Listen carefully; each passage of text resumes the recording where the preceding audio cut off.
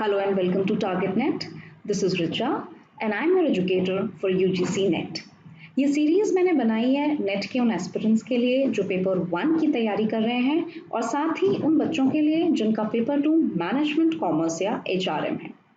इस सीरीज में मैंने वीकली बेसिस पे हर यूनिट को कवर करने की कोशिश की है जिससे कि जो लर्नर्स मुझे रेगुलरली फॉलो करेंगे वो हर वीक यूजीसी नेट का एक जो वॉल्यूम है या एक यूनिट है उसे कंप्लीट कर पाएंगे। So without wasting any further time let us begin today's session.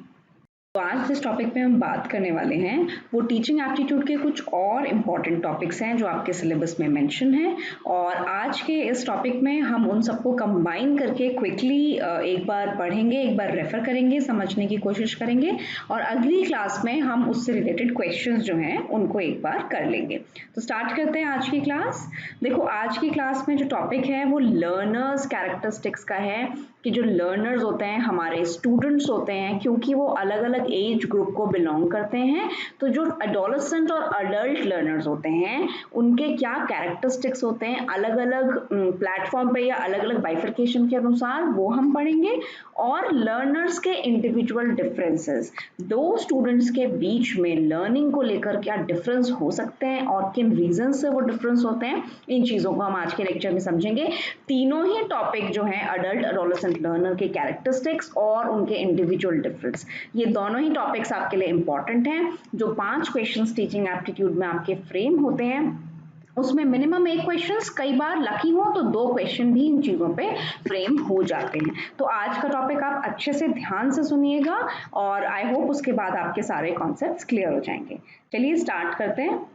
सबसे पहली स्लाइड में मैंने टीचिंग और लर्निंग का डिफरेंस, इसके ऊपर भी एक क्वेश्चन फ्रेम हो जाता है कई बार, तो बच्चों को टीचिंग एप्टीट्यूड का सब्जेक्ट पढ़ने से पहले लर्निंग और टीचिंग में क्या डिफरेंस होता है ये अच्छे से मालूम होना चाहिए क्योंकि दोनों ही बहुत ही ज़्यादा कॉमनली यूज टर्म्स हैं जिनको हम एक साथ यूज कर लेते हैं और इनका डिफरेंस जो है वो नहीं समझते। बट एग्जामिनर क्या करता है, जब मल्टीपल चॉइस क्वेश्चन देता है तो उसमें लर्निंग और टीचिंग के डिफरेंस के बेसिस पे स्टेटमेंट को फॉर्म कर देता है और तब हमें कंफ्यूजन होती है। तो चलिए क्विकली समझते हैं टीचिंग का मतलब क्या होता है।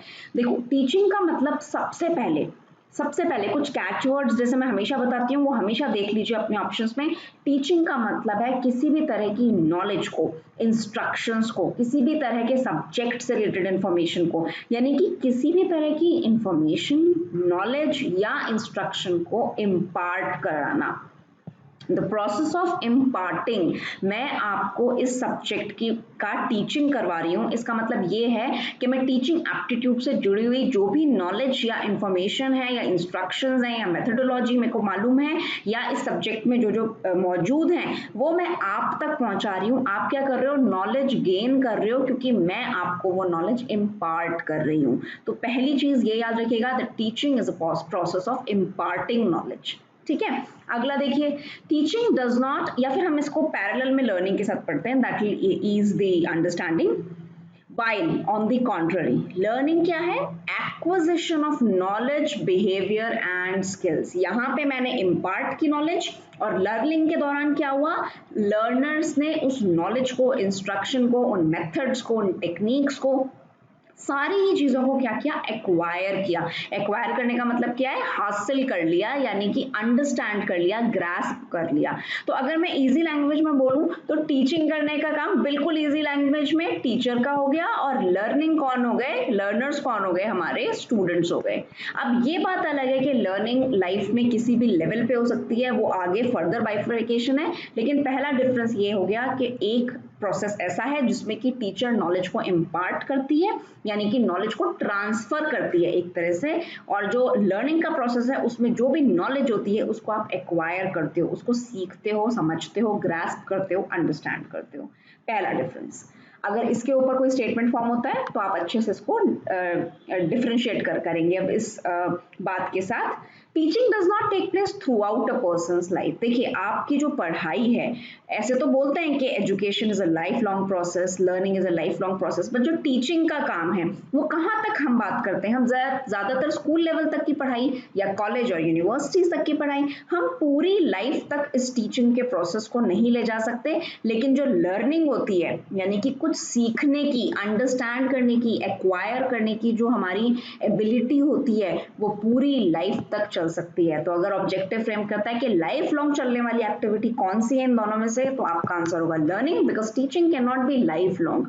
आप पूरी जिंदगी टीचर के सामने बैठ के या डिस्टेंस लर्निंग पे लगातार जो है वो पढ़ाई को कंटिन्यू, ऐसा नहीं है कि कर नहीं सकते, लेकिन पूरा टाइम टीचिंग का प्रोसेस नहीं चलता है। टीचिंग का प्रोसेस आपकी लाइफ का कुछ पार्ट होता है और उसके बाद जो आपने सीखा होता है उसे आप अप्लाई करके आप या तो फर्दर पढ़ते हैं या पढ़ाते हैं या जॉब करते हैं, एम्प्लॉयमेंट ढूंढते हैं। तो टीचिंग क्या होता है, it's a part of your life when you learn something from your teacher. While learning is something, acquiring of skills, किसी चीज के बारे में जानकारी हासिल करना एक ऐसी कला है, एक ऐसी एबिलिटी है जो लाइफ लॉन्ग चल सकती है। फॉर एग्जाम्पल, जैसे हम क्लास में पढ़ रहे हैं तो टीचिंग का हो गया, लर्निंग हो गया। मान लीजिए मैंने किसी तरह की आर्ट सीखी, मैंने किसी तरह की ड्राइंग या पेंटिंग सीखी, या मैंने किसी पर्टिकुलर मशीन को चलाना सीखा, तो ये जो चीज़ है ये मेरी लाइफ लॉन्ग लर्निंग का पार्ट बन सकती है, क्योंकि मैं ये ऐसा कभी भी किसी भी टाइम पर सीख सकती हूँ, फिर वो चाहे फॉर्मली हो या अनफॉर्मली। हम आगे भी पढ़ेंगे। in most occasion teaching is a conscious effort। Consciously आपकी क्लासेस होती हैं, आप किसी स्कूल या एजुकेशनल इंस्टीट्यूट का पार्ट बनते हो, लेकिन लर्निंग एक ऐसी चीज है, another catch word for you, which can be both conscious और अनकॉन्शियस एफर्ट। एक कॉन्शियस एफर्ट ये हुआ कि आपने कोई आर्ट या ड्राइंग से रिलेटेड कोर्स ज्वाइन किया और आपने उस स्किल को एक्वायर किया, लर्न किया आपने उस चीज को, तो आपने क्या किया, कॉन्शियस लर्निंग की। बट कई बार ऐसा होता है कि आप देखकर भी चीजें सीख जाते हैं। मान लीजिए आपके फादर कार चलाते हैं और आप बचपन से उनके साथ को ड्राइवर सीट पर बैठते आए हैं, तो अल्टीमेटली अनकॉन्शियसली कुछ टाइम बाद क्या होगा, आपको स्टेयरिंग को हैंडल करना, आपको गियर्स लगाना, आपको ब्रेक लगाना, टर्न लेना, इसकी एक जानकारी हो जाएगी। और जब किसी नॉलेज, बिहेवियर, स्किल की जानकारी आपको हो जाती है तो उसे आप लर्निंग कहते हैं। तो लर्निंग कॉन्शियस और अनकॉन्शियस, यानी जानबूझ के और कई बार अनजाने में भी लर्निंग हो जाती है। लेकिन टीचिंग हमेशा एक कॉन्शियस एफर्ट होता है। You have to enrol for some programme, you have to take admission in an institute. आपको किसी स्कूल, कॉलेज, इंस्टीट्यूट, किसी प्रोग्राम, कोर्स में क्या करना होता है, कॉन्शियसली एडमिशन लेना होता है, और तब आपको टीचर जो है वो नॉलेज को इम्पार्ट करता है। तो दोनों चीजों में डिस्टिंक्शन करना सीखिए। Teaching is always linked with learning and learners. Teachers, teaching का जो प्रोसेस है वो हमेशा लर्निंग, यानी स्टूडेंट्स और स्टूडेंट्स ने क्या लर्न किया उससे लिंक कर सकते हैं। One does not need to be taught to learn something. हर किसी को पढ़ाई करने की जरूरत नहीं है कुछ लर्न करने के लिए। वाई, जैसे कि मैंने आपको भी एक स्किल का एग्जांपल दिया, या फिर मान लीजिए कोई बार्बर है, बार्बर शॉप में आप बैठे हो, आप ऑब्जर्व कर रहे हो, बहुत टाइम से वहां जा रहे हो, तो आपने क्या किया, धीरे धीरे उस चीज को सीख लिया। किसी मशीन को हैंडल करना है, आपने धीरे धीरे उस चीज को सीख लिया ऑब्जर्व करके, उसके कॉन्टैक्ट में आके, एक्सपोजर होके, लेकिन आपने उसके लिए क्लासेस नहीं ली। लेकिन टीचिंग का जो प्रोसेस है वो हमेशा स्टूडेंट्स और लर्निंग से जो है वो लिंक होता है। लर्निंग के लिए पढ़ाई करना जरूरी नहीं है, ये एक और डिस्टिंक्शन है। तो इस तरह से आई होप आपको इन दोनों टर्म्स का डिस्टिंक्शन क्लियर हो गया होगा। कुछ और डिस्टिंक्शंस अगर ऑब्जेक्टिव टाइप क्वेश्चन में आए तो हम उन्हें भी वहीं पर एड्रेस करेंगे। चलिए अब आ जाते हैं हम, क्योंकि हम लर्नर से रिलेटेड बातें कर रहे हैं तो लर्निंग का मतलब भी समझ लेते हैं। एक और यहाँ यस इम्पॉर्टेंट एक और जो क्वेश्चन मैंने कई बार फॉर्म होते हुए देखा है वो इस स्लाइड के कंटेंट पे है कि कई बार आपसे पूछ लेता है कि लर्निंग से होता क्या है, कैसे डिफाइन करोगे आप लर्निंग को। तो एक और डिफरेंस याद करिएगा कि learning has been defined as a relatively permanent change in behaviour that occurs as a result of experience and practice. Learning करने के बाद जो स्किल आपने सीखा उससे आपके बिहेवियर में परमानेंट चेंज आ जाता है। मान लीजिए और फिर वो चेंज कैसे आता है, वो चेंज एक्सपीरियंस और प्रैक्टिस से आता है। क्योंकि आप लर्न कब करते हो, जब आप बार बार उस चीज को करते हो, और उस बार बार करने के प्रोसेस में जब आप उस चीज को पूरी तरह सीख जाते हो तो वो आपके बिहेवियर को परमानेंटली चेंज कर देता है। टीचिंग में ये जरूरी नहीं है आपने उस चीज को कितना सुना समझा वो आपके बिहेवियर का पार्ट बना, ऐसा जरूरी नहीं है। लेकिन लर्निंग जो है हमेशा एक परमानेंट चेंज लाती है आपके बिहेवियर में। Any good definition of learning should have 3 elements, यानी कि याद रखना यही वो 3 एलिमेंट्स हैं। एक तो चेंज इन बिहेवियर होगा आपका लर्निंग से, and the change takes place through experience और प्रैक्टिस से होगी, and finally the occur change must be relatively permanent. जो चेंज आपकी पर्सनालिटी में हुआ लर्निंग के बाद वो परमानेंट होगा। यानी एक फेयरली लॉन्ग पीरियड तक आप वो चीज़ आपके साथ रहेगी। जैसे कि मैंने आपको बताया, अगर आपने गाड़ी चलानी सीख ली तो आप हमेशा गाड़ी जो है उसको चला पाएंगे। तो आपने क्या किया, बार बार चला चला के प्रैक्टिस कर करके आपने उस चीज़ को सीखा और वो आपकी लाइफ का पार्ट बन गया। ऐसे सिमिलरली बिहेवियर में भी है, अगर आपने बार बार किसी चीज़ को करने की प्रैक्टिस की तो आपके बिहेवियर में जो चेंज आए, फिर वो चाहे सोशल बिहेवियर हो, चाहे आपका एकेडमिक या कल्चरल बिहेवियर हो, उस चीज़ को बार बार, जैसे कि मान लीजिए आपके घर में बार बार सिखाया जाता है कि सुबह उठ के आपको नहा धोकर पूजा करनी है, इस चीज़ को आपको किसी ने बोला नहीं, लेकिन आप देखते रहे देखते रहे देखते रहे और फिर धीरे धीरे उस चीज़ को करते करते आपकी आदत में शामिल हो गया। तो आगे जाके क्या हुआ, जब आप बड़े हुए तो वो आपकी लाइफ का पार्ट बन गया। आप किसी के ना बताने से भी, कितनी भी जल्दी में होने के बावजूद भी क्या करेंगे, आप तैयार होकर घर से निकलने से पहले भगवान के सामने हाथ जोड़कर जाएंगे। So it has permanently changed your behaviour with why,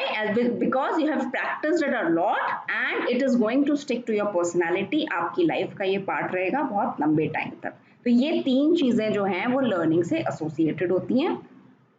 अब बात करते हैं कैरेक्टरिस्टिक्स ऑफ लर्निंग की। लर्निंग से हमने वही पॉइंट्स है, हमारे बिहेवियर में मॉडिफिकेशन होता है, लर्निंग पर्पसिव होती है, हर तरह की लर्निंग एक गोल डायरेक्शन, इसी गोल की तरफ डायरेक्टेड होती है। आप कुछ सीखना फाइनली सोचते हो, उस चीज़ को आप एक्वायर करते हो, हमेशा चलने वाला प्रोसेस है, लाइफ लॉन्ग लर्निंग है। आप कोई भी चीज़ कभी भी सीख लेते हैं, ऐसा नहीं कि कुछ चीज़ें आपको बचपन में ही सीखनी है और कुछ जो होगा वो आप बड़े होकर नहीं सीख सकते। जो चीज़ें रह जाती हैं आप उन्हें लाइफ लॉन्ग जो है वो लर्न कर सकते हैं। हर जगह पे यूनिवर्सल फिनोमेना है, हर जगह पे आप क्या करते हो, किसी ना किसी तरह की लर्निंग कर रहे हो, irrespective of culture, place, society. और क्या है, ये प्रोग्रेसिव और डेवलपमेंट है, क्योंकि अगर आपको आगे बढ़ना है, नई चीजें सीखनी है, तो आपको क्या करना होगा, लर्निंग के स्किल को हमेशा जगा के रखना होगा, लर्निंग के एस्पेक्ट को हमेशा क्या करना होगा, खुद में लाने की कोशिश करनी होगी। टाइप्स ऑफ लर्निंग वैसे आपके लिए इम्पोर्टेंट इतना ज़्यादा नहीं है, फिर भी मैंने कुछ टाइप्स लिए हैं। एक बार क्विकली उनके नाम देख लेते हैं कि किस किस तरह की लर्निंग किस किस लेवल पे होती है। तो ये नाम है, चलिए इनके बारे में ब्रीफली बात कर लेते हैं। तो जो लर्निंग है वो कंडीशनिंग भी हो सकती है, motor learning, discriminating learning, verbal learning, concept learning और प्रॉब्लम सॉल्विंग लर्निंग। इन सारे ही पैटर्न्स पे लर्निंग हो सकती है। कंडीशनिंग का मतलब होता है, ब्रीफली अगर मैं बात करूं, कि जब कोई इंडिविजुअल एक स्टिमुलाई के बेसिस पे एक रिस्पॉन्स दे, यानी कि अगर मैं बोलूं कि उसे एक पर्टिकुलर स्टिमुलस पे पर्टिकुलर सिंगल रिस्पॉन्स देना है, तो इसको कंडीशनिंग कहा जाता है। When an individual learns a single response to associated with a specific stimulus, एक स्पेसिफिक स्टिमुलस के साथ एक स्पेसिफिक सिंगल रिस्पॉन्स देना, इसको कंडीशनिंग कहा जाता है। कि आपको आदत पड़ गई है उस तरह की लर्निंग की। क्यों? क्योंकि आपको वो जो स्टिमुलस दिया गया, मान लीजिए बेल बजी, तो बेल बजने का मतलब है कि बेल बजेगी और आपको खाना मिलेगा। इससे बहुत सारे एक्सपेरिमेंट्स एसोसिएटेड है। मैनेजमेंट के बच्चे एचआर के जानते हैं कि कितनी तरह की कंडीशनिंग होती है। क्लासिकल, ऑपरेंट, बीएफ स्किनर ने क्या बोला था, इवान पावलोव ने क्या बोला था, बट आपके लिए इतना जानना जरूरी नहीं है पेपर 1 में। बस ये समझ लीजिए कि इस तरह की लर्निंग जिसमें लर्नर का माइंड इस तरह से कंडीशनड हो, यानी कि इस तरह से सेट हो कि उसको पता हो कि इस बात का मतलब यही होगा, अगर ये चीज हो रही है तो मुझे ऐसे ही रिस्पॉन्स देना है, ये होती है conditioning.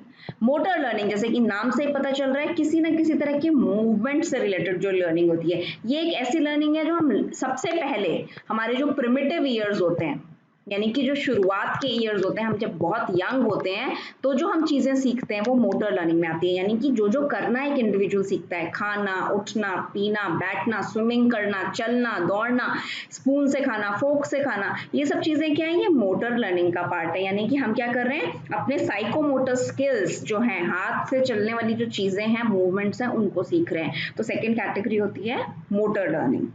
Discriminating learning, discriminating learning का मतलब है जब दो तरह के स्टिमुलाई एक साथ हों तो आपको उनमें डिस्क्रिमिनेशन करना आए, आपको उनमें अंतर करना है। जैसे कि फॉर एग्जांपल आपकी मदर आपको खाने के लिए कोई चीज दे रही है या एक स्ट्रेंजर आपको खाने के लिए कुछ ऑफर कर रहा है, तो आपको उसके बीच में डिफरेंस पता होना चाहिए कि मेरी मम्मी देगी तो हमेशा सही चीज होगी, स्ट्रेंजर जो देगा वो खराब हो सकता है। तो दो तरह के स्टिमुलाई, टू डिफरेंट स्टिमुलाई जब साइमल्टेनियसली अकर होते हैं, एक साथ अकर होते हैं या बहुत क्लोज टाइम पे पास में एक साथ जो है वो हैपन होते हैं, तो आपको कैसे उसको अलग अलग डिस्क्रिमिनेट करना आना चाहिए कि ये मेरे लिए सही है और ये गलत है, ये डॉग है और ये डॉल है, तो मतलब कि ये नहीं काटेगी लेकिन ये काट लेगा। तो इस तरह का जो डिस्क्रिमिनेशन होता है वो होती है डिस्क्रिमिनेटिव लर्निंग। इजी लैंग्वेज में वर्बल लर्निंग वेरी इंपॉर्टेंट, और हम सबको मालूम है मुंह से बोलने वाली जो लर्निंग जिसमें कि वर्ड्स इन्वॉल्व हो उस लर्निंग को बोला जाता है वर्बल। या फिर जो एजुकेशन, हमारी एजुकेशन कैसे होती है, ज्यादातर वर्बल मोड में होती है, आपको वर्ड्स में बात करना, लैंग्वेज से रिलेटेड चीजें आनी चाहिए, तो शब्दों से जुड़ी हुई जो जानकारी जो लर्निंग होती है उसे क्या बोला जाता है वर्बल लर्निंग। और ये ज्यादातर फॉर्मल होती है, इनफॉर्मल भी होती है। क्यों होती है? क्योंकि एजुकेशन जो होती है वो भी फॉर्मल और इनफॉर्मल दोनों होती है। फॉर्मल एजुकेशन वो जो आप किसी स्कूल में इंस्टीट्यूट में हासिल करते हैं, और इनफॉर्मल एजुकेशन वो जो आपकी पहली एजुकेशन होती है, पहली इम्पार्टिंग ऑफ नॉलेज होती है, जो आपके पेरेंट्स, आपके मदर, आपके फादर, आपकी फैमिली से आप चीजें सीखते हैं, तो वहां से भी तो आप एक्वायर कर रहे हैं ना स्किल्स को, तो वो आपकी इनफॉर्मल लर्निंग होती है। और इनफॉर्मल लर्निंग भी कैसे होती है? शब्दों की मदद से। तो वर्बल लर्निंग इनफॉर्मल फॉर्मल हो सकती है, अधिकतर हम शब्दों पे फोकस करते हैं क्योंकि जो शब्दों से हमने चीजें सीखी वो आ गई वर्बल लर्निंग में। एक advance level of learning is concept learning. Advance level है, अब आप क्या कर रहे हो, कॉन्सेप्ट्स की बात कर रहे हो। कॉन्सेप्ट्स की बात करने का मतलब ये है कि जो आपने यंग एज में वर्बल लर्निंग की, अब आप ऐसे स्टेज पर आ गए हो, अब आपको स्टिमुलस रिस्पॉन्स पता चल गया है, आपको अपने स्किल्स पे आप काम करने लग गए हो, आपको दो चीजों के बीच में फर्क करना आ गया है, आपने शब्दों से जुड़ी हुई जानकारी एजुकेशन हासिल कर लिया है। अब टाइम आया है अपने कॉन्सेप्ट्स पे काम करने का, यानी कि आपको जजमेंटल होना, आपको क्रिटिकल थिंकिंग करना, ये आना चाहिए। इस तरह की learning it's a higher form of learning, and जिसको हाईएस्ट फॉर्म ऑफ लर्निंग कहा जाता है वो है प्रॉब्लम सॉल्विंग लर्निंग। इसको हाईएस्ट लेवल ऑफ लर्निंग इसलिए कहते हैं क्योंकि अब सारे स्किल्स को ऑब्जर्व करने के बाद, सारे स्किल्स सीखने के बाद आपको आना चाहिए प्रॉब्लम का सोल्यूशन निकालना। क्योंकि अगर आपको प्रॉब्लम का सोल्यूशन निकालना खुद नहीं आएगा, रीजन करना नहीं आएगा, ट्रायल एंड एरर करना नहीं आएगा, अपनी पुरानी प्रीवियस नॉलेज को अप्लाई करना नहीं आएगा, तो ऐसी लर्निंग का कोई फायदा नहीं। क्योंकि life is full of unexpected experiences, आपको उन प्रॉब्लम्स को सॉल्व करना आना चाहिए जो आपने सीखा है उसके बेसिस पे। मान लीजिए कार का ही एग्जांपल लूं, तो अगर आप कार को फाइनली हाईवे पे नहीं चला सकते हैं और उस पे आने वाले आकस्मिक जो आपकी प्रॉब्लम्स हैं, या ट्रैफिक है, या कोई स्पीड में आ गया, या रॉन्ग साइड में आ गया, या जितने नियम कानून है, अगर आप वहां पे परफॉर्म नहीं कर पाए तो वो लर्निंग जो आपने सीखी वो क्या हो गई, फेल। तो इसीलिए इसको हाईएस्ट लेवल ऑफ लर्निंग कहा जाता है। और आजकल स्कूल में बच्चों को जो सिखाने की बात होती है, इन सारे ही कॉन्सेप्ट्स के साथ प्रॉब्लम सॉल्विंग स्किल्स सिखाने की बात होती है। सुना होगा आपने कई बार वर्ड कि बच्चों में प्रॉब्लम सॉल्विंग स्किल्स जगाइए। Why? So that they can pass and navigate through their life, जो normal day to day life की प्रॉब्लम्स होती हैं उनसे वो नेविगेट कर पाए, ग्रो कर पाए, उनका सामना खुद कर पाए। तो ये कुछ टाइप्स ऑफ लर्निंग थी, मैंने सोचा इसको स्किप नहीं करते हैं। अब आते हैं हम अपने एक्चुअल टॉपिक पे, जो कि है कैरेक्टरिस्टिक्स ऑफ लर्नर। अब सीखने वाले जो बच्चे होते हैं उनके कैरेक्टरिस्टिक्स को आप इन 4 भागों में डिवाइड कर सकते हैं। उनके कुछ पर्सनल कैरेक्टर्स, कुछ एकेडमिक, कुछ सोशल एंड इमोशनल, और कोग्निटिव। इन्हीं 4 जो टॉपिक्स हैं, ये जो 4 कैटेगरीज हैं, इनके अराउंड ही क्वेश्चन फ्रेम होता है। लर्नर कौन है मेरे? वो लर्नर है वो स्कूल के बच्चे, सेकेंडरी स्कूल के बच्चे, हायर स्कूल के बच्चे, इस तरह के बच्चों से आप इसको सिंबलाइज कर सकते हैं। अब उन सबके पर्सनल कैरेक्टरिस्टिक्स, एकेडमिक, सोशल और कॉग्निटिव में क्या डिफरेंस है, आगे की स्लाइड में देख लेते हैं क्विकली। सबसे पहले पर्सनल कैरेक्टरिस्टिक्स। पर्सनल कैरेक्टरिस्टिक्स का मतलब होता है जितने भी डेमोग्राफिक इंफॉर्मेशन होती है, यानी कि आपकी एज, आपका जेंडर, आप मेल हैं, फीमेल हैं, कि क्या लेवल ऑफ मेच्योरिटी है आपकी, आपका क्या सोशल इकोनॉमिक बैकग्राउंड है, किस रेंज ऑफ इनकम को आप बिलोंग करते हैं, किस कल्चरल बैकग्राउंड से आप बिलोंग करते हैं, आपकी उम्र क्या है, ये सब जो कैरेक्टरिस्टिक्स हैं ये उसके पर्सनल कैरेक्टरिस्टिक्स होते हैं किसी भी लर्नर के। और इन्हीं कैरेक्टरिस्टिक्स की वजह से उन सब में डिफरेंस आता है। याद रखिएगा, किसी भी लर्नर में, जैसे कि मैं आपकी क्लास ले रही हूँ और मेरे सामने अगर 1000 या 1,00,000 बच्चे हैं, तो हर बच्चा एक दूसरे बच्चे से अलग होगा। किस बेसिस पे? यही 4 कैरेक्टरिस्टिक्स जो हम भी पढ़ने वाले हैं। खैर वो हम इंडिविजुअल डिफरेंस में पढ़ेंगे, अभी के लिए इन 4 डिफरेंस को समझते हैं। एकेडमिक, सीधे नाम से पता चल रहा है कि कुछ ना कुछ एजुकेशन से रिलेटेड है।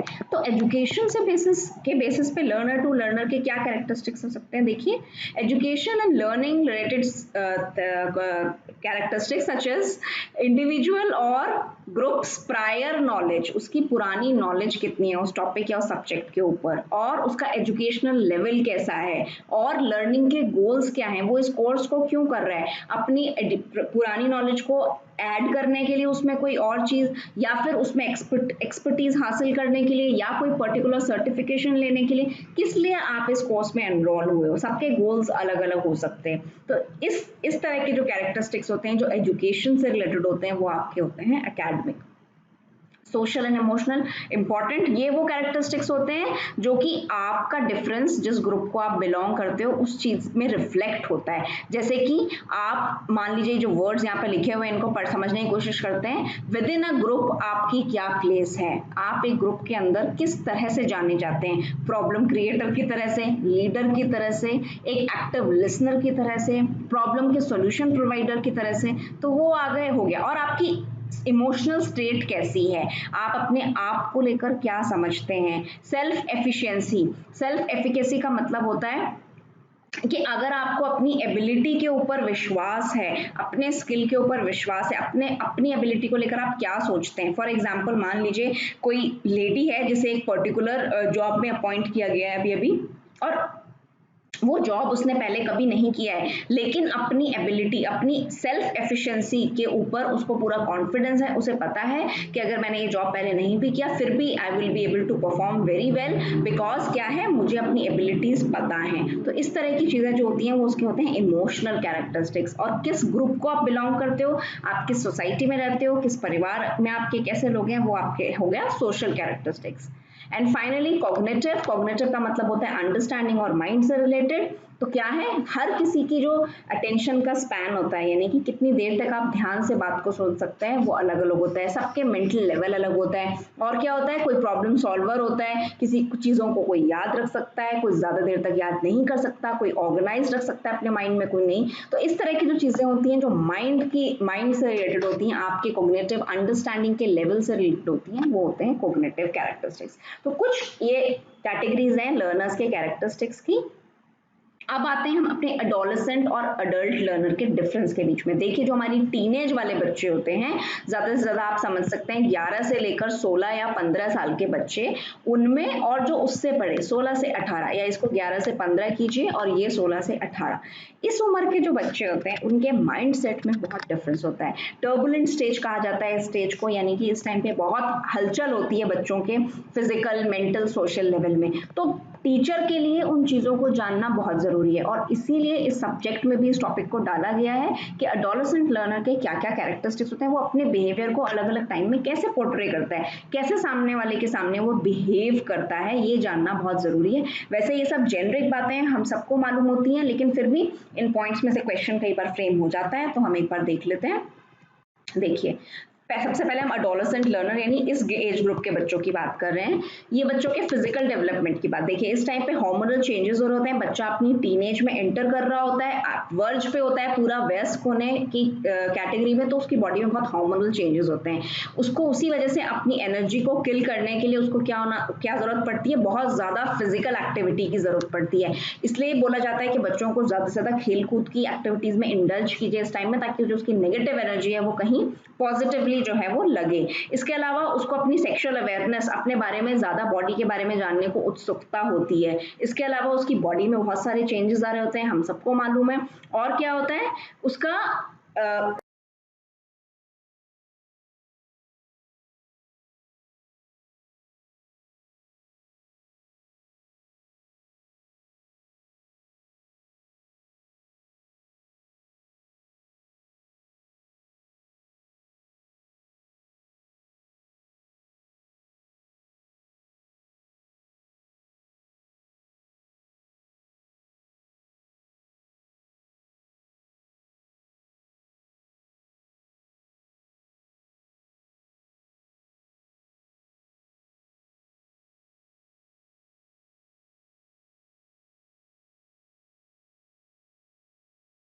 क्या होता है कि वो ज़्यादा एक्सपोज्ड होता है ऐसी चीज़ों में जिससे कि वो हर्ट फील करे फिजिकली और इमोशनली। तो इस तरह की चीज़ें जो होती हैं वो उसके फिजिकल डेवलपमेंट का पार्ट होती है, किसके, एडोलेसेंट लर्नर्स के।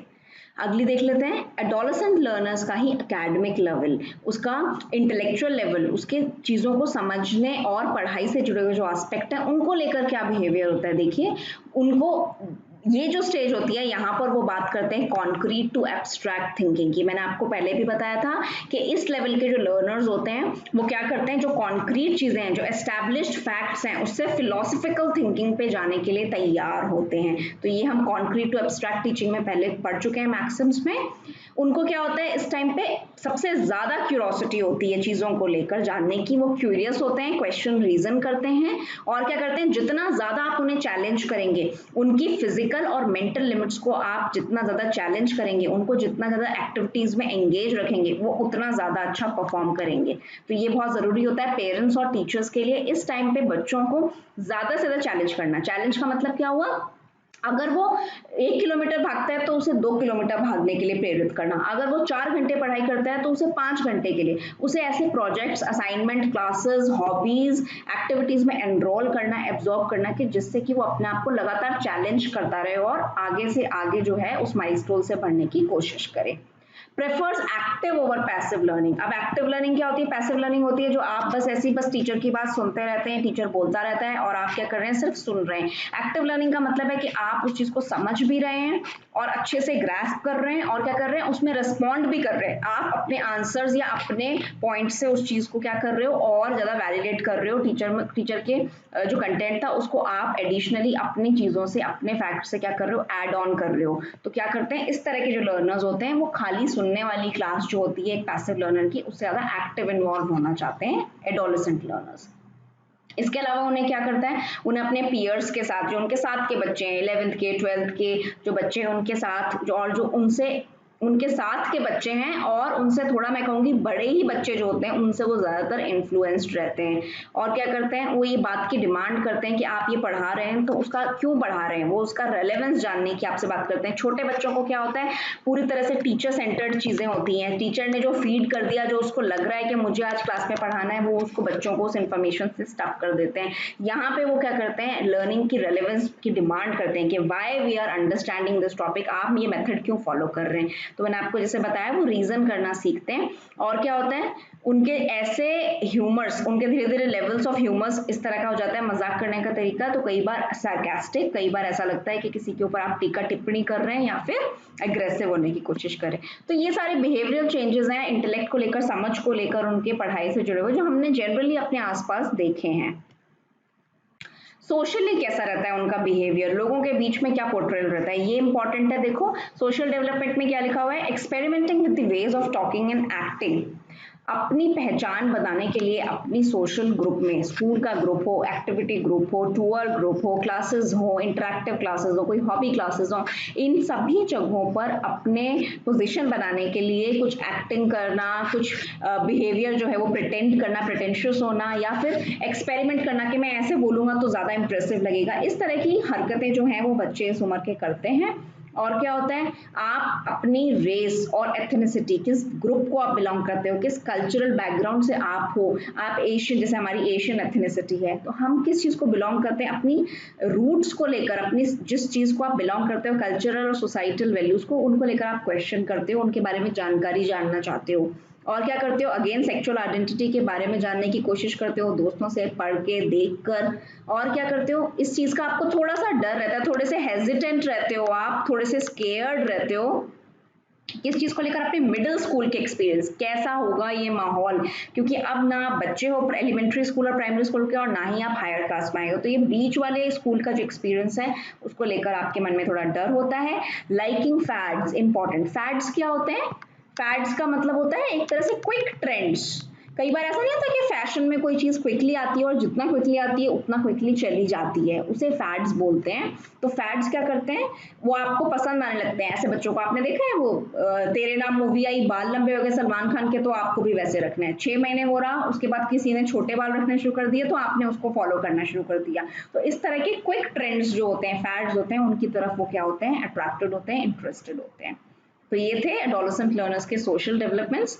Over reacting to ridicule, embarrassment और रिजेक्शन, एक रह गया था किसी के द्वारा मजाक आपको कर दिया, या आपने किसी ने आपको एम्बैरस कर दिया किसी सिचुएशन में, या रिजेक्ट कर दिया, आपको उस चीज को नहीं करने दिया, तो आप उस पर ओवर रिएक्ट करते हैं। ओवर रिएक्टिंग हार्मोन्स के साथ नॉर्मल होती है, तो इस टाइम पे बच्चे जो है इस तरह का बिहेवियर जो है पोर्ट्रे करते हैं। फाइनल कैटेगरी एडोलेसेंट लर्नर की इमोशनल और साइकोलॉजिकल डेवलपमेंट। अब उनके इमोशंस और साइकोलॉजी, सोच और इमोशंस पे क्या असर होता है देखते हैं। मूड स्विंग्स, जैसा कि हमने बताया मूड स्विंग्स रहते हैं, कभी बहुत अच्छा कभी बहुत बुरा फील करते हैं, कभी रिजेक्टेड कभी एक्सेप्टेड, तो ये इस तरह की चीजें हम देखते हैं। Needing to release energy with sudden outburst of activity, किसी ने कुछ कह दिया, बुरा लग गया, तो फटाफट जाके भागने लग जाएंगे, साइकिल निकाल के बाहर चले जाएंगे। इस तरह की चीजें आपने अपने बड़े या छोटे भाई बहनों में इस टाइम पे देखी होगी। तो इस तरह से क्या करते हैं वो, कुछ एक्टिविटी करके अपना जो गुस्सा है उसे निकालने की, जो एक्स्ट्रा एनर्जी या नेगेटिव एनर्जी उसे निकालने की कोशिश करते हैं। A desire to become independent, independent होने की उनमें डिजायर होती है, अपने डिसीजंस खुद लेना, अपनी चीजें डिसाइड करना, क्या करते हैं और लोग उसे एक्सेप्ट भी करें ये वो डिमांड करते हैं। और क्या करते हैं, उनको अपना जो कमियां निकालने का काम होता है, क्रिटिसिज्म, उसको लेकर वो बड़े सेल्फ कॉन्शियस हो जाते हैं। इस टाइम पे पसंद नहीं आता कि पेरेंट्स जो हैं या एल्डर ब्रदर सिस्टर्स हैं वो लेक्चर दें या क्रिटिसाइज करें, ये इस तरह के बच्चों को पसंद नहीं आता। और उनकी ग्रोथ और मैच्योरिटी को लेकर क्या होते हैं, उनकी कंसर्न्स होते हैं।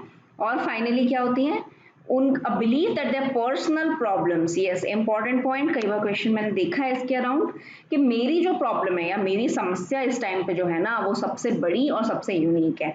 इस तरह से वो सोचते हैं, क्योंकि उन्होंने अपनी जीवन के ऐसे पॉइंट पे होते हैं जिस टाइम पे उनको लगता है कि जो उनके साथ हो रहा है इससे बुरा नहीं हो सकता, जबकि अभी क्या है उनकी पूरी जिंदगी उनके आगे है। And as and when the person matures he realises that that hurts or problems and sadness, it's all the part of your life, आपके लाइफ में सब चीजें चलती रहती हैं, and you can easily overcome those things, आप time के साथ साथ उन चीजों से ओवरकम कर जाते हो। लेकिन ये सब हमें मैच्योर होने के बाद पता चलता है। इस टाइम पे जो बच्चे हैं, एडोलेसेंट बच्चे हैं, वो क्या करते हैं, उनको लगता है कि हमारी जो प्रॉब्लम है वो सबसे यूनिक और बड़ी है, और वो करते हैं ओवर रिएक्ट, की हम बात कर चुके हैं। Seeking approval of peers and others with attention getting behaviours, ये मैंने बताया, वो अपने साथ के बच्चों से बड़े इन्फ्लुएंस्ड रहते हैं। जो क्लास में उनके रोल मॉडल्स होते हैं या फिर स्कूल में जो उनके रोल मॉडल्स होते हैं वो उनको लेकर वो काफी ज्यादा क्या रहते हैं, उनके इन्फ्लुएंस्ड रहते हैं, उनका उन पे प्रभाव पड़ता है। मॉरल डेवलपमेंट के भी देख लेते हैं। उनको क्या होता है, कॉम्प्लेक्स मॉरल इश्यूज की जानकारी जो है उनको लेना शुरू कर देते हैं, उनको इस बारे में समझ आनी शुरू हो जाती है, और वो अपनी रिलीजियस टीचिंग्स, अपने धर्म से रिलेटेड और कल्चर से रिलेटेड जो क्वेश्चंस हैं उनको एड्रेस करना, उनको ये उनके बारे में समझना शुरू कर देते हैं। और वो डेमोक्रेसी में पार्टिसिपेट करना, नेशनल जो इश्यूज हैं उनके ऊपर भी उनकी जानकारी बढ़ने लग जाती है। और क्या होता है मॉरल डेवलपमेंट में, impatience with the pace of change and underestimating how difficult it is to make social changes. social change लाना जो होता है उसको लेकर के कितनी जल्दी जल्दी चीजें बदल रही हैं उसको लेकर वो impatient होते हैं। और क्या करते हैं, adult role models से influence होते हैं पेरेंट्स की बजाय, और एडवाइस तो चाहते हैं लेकिन डिसीजन अपना ही लेंगे। एडवाइस आप दे सकते हो लेकिन डिसाइड कौन करेगा, मैं खुद, ये एडोलेसेंट लर्नर सोचते हैं। और क्या करते हैं, जजिंग अदर्स क्विकली, दूसरों के बारे में ओपिनियन बनाना, उन्हें जज करना जल्दबाजी में, और क्या करना, अपनी जो कमियां हैं वो नहीं देख पाते। तो इस तरह की चीजें आपकी मॉरल डेवलपमेंट में आती हैं।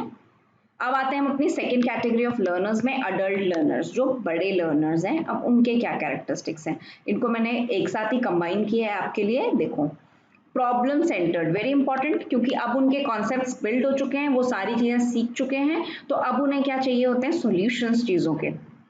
तो अगर आपसे पूछा जाए कि प्रॉब्लम सेंटर्ड या सॉल्यूशन सीख करने वाली कौन सी कैटेगरी होती है, तो वो है अडल्ट लर्नर्स की। रिजल्ट ओरिएंटेड, रिजल्ट बिल्कुल प्रॉब्लम सेंटर की तरह, उन्हें रिजल्ट चाहिए होता है, उन्हें स्पेसिफिक रिजल्ट कि मुझे इस कोर्स को कंप्लीट करना है, मुझे JRF लेना है, मुझे फर्स्ट डिवीजन में इस कोर्स को पास करना है, मुझे A1 सर्टिफिकेशन चाहिए। तो वो क्या होता है, रिजल्ट ओरिएंटेड हो जाते हैं, क्योंकि उनके आगे की जो चीजें हैं, जॉब रिलेटेड चीजें हैं, एम्प्लॉयमेंट, लाइफ किस मोड पे जाएगी, वो फर्दर एजुकेशन में जाना चाहते हैं, जो भी करना चाहते हैं वो डिपेंड करता है उनके रिजल्ट पे। So that is why they become more result oriented.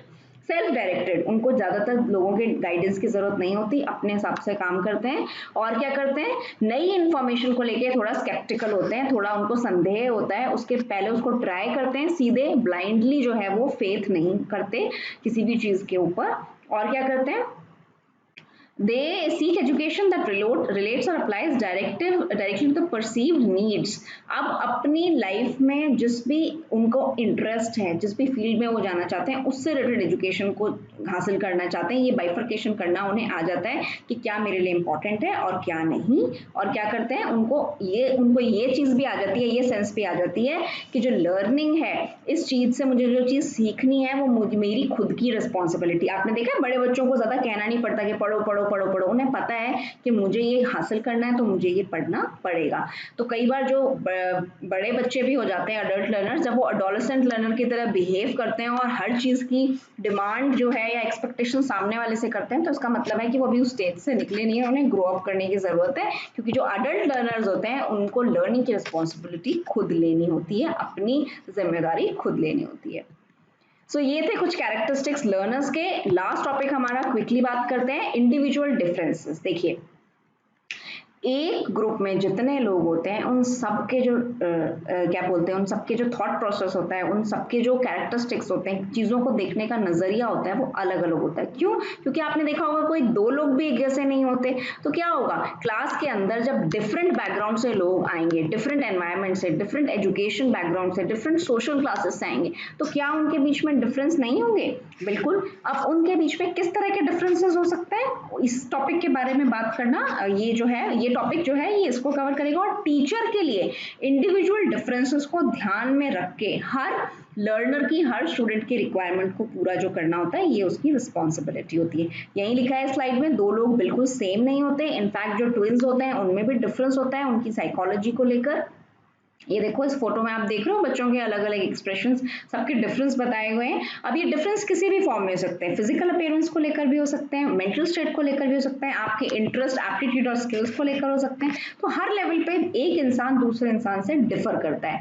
Teaching में क्यों ये रेलिवेंट है, पहले इसका कॉज देख लेते हैं एक बार। हेरिडिटी, देखो पहली चीज तो इंडिविजुअल जो डिफरेंसेस होते हैं उसको आप दो भागों में बांटिए। एक तो होते हैं आपके जो हेरिडिटी, यानी जो आपको पहले से चीजें मिली हैं नेचुरली बाय बर्थ, उनके बेसिस पर डिफरेंस। और सेकंड आप कर सकते हो एनवायरनमेंट, जिस एनवायरनमेंट में यू आर ग्रोइंग, जिस सोसाइटी का आप पार्ट हो, जिन इंस्टीट्यूशंस में आप पढ़े हो, जिन लोगों के बीच में आप रहते हो, उसके इन्फ्लुएंस से आप में जो चेंज आया वो भी आपको एक व्यक्ति से दूसरे व्यक्ति में डिफर करता है, डिफरेंस लाता है। तो ये वो डिफरेंस है जो आपको एक दूसरे से अलग करते हैं। अब क्विकली इनको देख लेते हैं कि हेरिडिटी, एनवायरनमेंट, रेस, नेशनैलिटी और एज, सेक्स, जेंडर और एजुकेशन, इनके बेसिस पे क्या क्या डिफरेंस हो सकते हैं। देखो, हेरिडिटी का मतलब वही हुआ, आपको कैसा बॉडी स्ट्रक्चर मिला है, आपको कैसा आंखों का रंग कैसा है, आपकी हाइट, वेट, बॉडी का पूरा ओवरऑल स्ट्रक्चर कैसा है, साइज कैसा है आपका, आपकी शेप कौन सी है, ये सब आपको अपने पेरेंट्स से हेरिडिटी में मिलती है, जीन्स में जेनेटिकली बाय बर्थ मिलती है। इंटेलेक्चुअल का लेवल भी आपको बर्थ में होता है, क्योंकि जीन्स रिस्पॉन्सिबल होते हैं हमारे इंटेलिजेंस के लिए काफी हद तक। हाँ, आप टाइम के साथ साथ इवॉल्व करते हो, you learn so many things, you add up to your knowledge, but एक हेरिडिटरी प्रिंसिपल होता है जीन्स का, तो वो भी डिफरेंस जो होता है वो हेरिडिटी में आता है। एनवायरनमेंट का डिफरेंस हो गया, आपके बिहेवियर में वो डिफरेंस, जो एक्टिविटीज में, आपके एटीट्यूड्स में, आप में पर्सनली जो डिफरेंस आता है, आप किस एरिया में रह रहे हो, किन लोगों से घिरे हुए हो, वो जो लोग होते हैं आप पे जो इम्पैक्ट डालते हैं, वो आपके एटीट्यूड, बिहेवियर और पर्सनालिटी में डिफरेंस दिखाता है। रेस और नेशनैलिटी का डिफरेंस होता है, मान लीजिए कोई इंडिया का पर्सन है, कोई चाइना का पर्सन है और कोई यूएसए का पर्सन है। आपने देखा होगा एक ही चीज को लेकर तीनों लोगों में जो पर्सपेक्टिव होगा वो अलग होगा। कोई बहुत ज्यादा हार्ड वर्किंग होगा, कोई वाइज एंड क्विक थिंकर होगा, कोई लेजी होगा। तो इस तरह से रेस, यानी किस जगह को आप बिलोंग करते हैं और किस रेस को आप बिलोंग करते हैं, उसके बेसिस पे भी डिफरेंस आ जाते हैं दो लोगों के बीच में। सेक्स, मेल्स और फीमेल्स, मेल्स और फीमेल्स में भी कुछ जो होते हैं वो बेसिक डिफरेंस होते हैं चीज़ों को लेकर। कोई बहुत ज़्यादा चीज़ों को लेकर सेंसिटिव होता है, कोई चीज़ों को लेकर इनसेंसिटिव होता है, which is also not good. कोई बहुत हार्ड वर्किंग होगा, कोई मल्टीपल चीज़ें कंसिडर करने वाला होगा। तो जेंडर के बेसिस पे भी जो होता है वो लोगों में डिफरेंस आते हैं। एज वेरी इंपॉर्टेंट, एज के साथ साथ डिफरेंस आते हैं। कई चीजें होती हैं जो हम एज के साथ लर्न करते हैं। हम कितना परसीवरेंस, जो हमारे में पेशेंस है, परसीवरेंस है, ये सब चीजें क्या होती हैं, एज के साथ बढ़ती हैं। लेकिन कुछ चीजें होती हैं जो एज के साथ कम होती हैं। क्या हो सकती हैं? जैसे कि मेमोरी, छोटे बच्चे होते हैं जल्दी सीख जाते हैं। आप किसी एजेड इंसान को कोई लैंग्वेज कोर्स कराओगे तो उसको मेमोरी प्रॉब्लम होगी। तो कई चीजें होती हैं एज से जुड़ी हुई जो कि डिफर करती हैं दो लोगों के बीच में। एजुकेशन, फाइनली बिल्कुल एजुकेशन का लेवल जो है वो आपको डिफर करता है। कितनी चीजों के बारे में आपकी कितनी जानकारी, आप कितने हॉलो, आप कितने ज्यादा जो चीजों को लेकर आपके कॉन्सेप्ट्स क्लियर हैं, ये जो डिफरेंस होगा दो लोगों के बीच में, ये उसके एजुकेशनल बैकग्राउंड से आएगा। तो ये सारे फैक्टर्स वो हैं जो एक इंसान को दूसरे इंसान से डिफर करते हैं। तो that was all for today. ये आज की क्लास के टॉपिक्स थे, और नेक्स्ट क्लास जो इमीडिएटली होगी उसमें हम इससे रिलेटेड जो हमारे रिसेंट क्वेश्चंस आए थे उनको डिस्कस करेंगे, ताकि आपके ये सारे कॉन्सेप्ट्स जो हैं वो रिवाइज हो जाएं।